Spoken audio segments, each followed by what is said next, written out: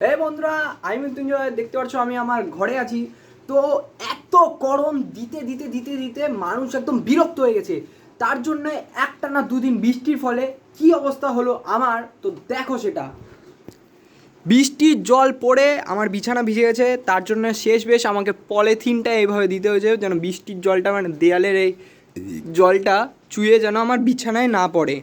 দেন আমার পড়ার টেবিলে যত বই খাতা ছিল সব আমার এখানে নিতে হয়েছে।